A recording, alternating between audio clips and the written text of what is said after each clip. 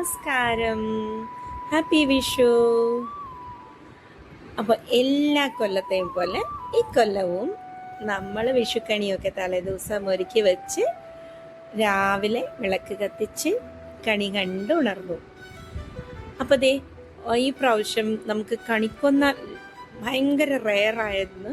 അതുകൊണ്ട് കുറച്ച് പ്ലാസ്റ്റിക് പൂ വെച്ച് അഡ്ജസ്റ്റ്മെൻ്റ് ഒക്കെ ചെയ്ത് കേട്ടോ. പിന്നെ ഉരുളി നിറയെ കണിക്കുള്ള സാധനങ്ങൾ. അതായത് ഇത് കാർഷികോത്സവമാണല്ലോ.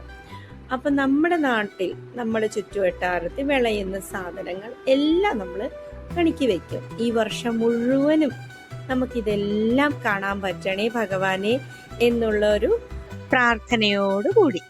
അപ്പോൾ എല്ലാം ഉണ്ട്. ചക്ക, മാങ്ങ, വെള്ളരി, മത്തൻ, പിന്നെ ഫ്രൂട്ട്സും തേങ്ങയും അരിയും എല്ലാം ഉണ്ട്.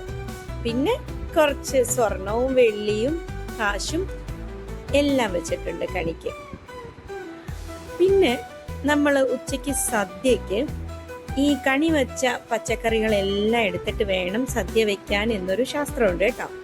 അപ്പം അങ്ങനെ സദ്യയൊക്കെ ഒരുക്കി പപ്പടമൊക്കെ കാച്ചി ഒരു നോർമൽ ഒരു കുട്ടി സദ്യയും ഒരുക്കി. സദ്യ ഇല്ലാതെ എന്താഘോഷമാണ് മലയാളിക്കുള്ളത് അല്ലേ? അപ്പൊ സദ്യയൊക്കെ ഉണ്ട്. ഒരു ചെറിയൊരു മയക്കമൊക്കെ കഴിഞ്ഞ് വൈകുന്നേരം സന്ധ്യയ്ക്ക് വിളക്കും കത്തിച്ചു കഴിഞ്ഞപ്പോൾ പിന്നെ തുടങ്ങി പട്ടാസിന്റെ മേളം.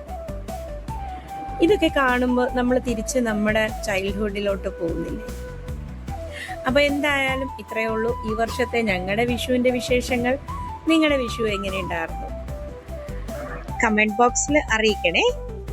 അപ്പൊ എല്ലാവർക്കും once again happy and prosperous year ahead. Happy Vishu.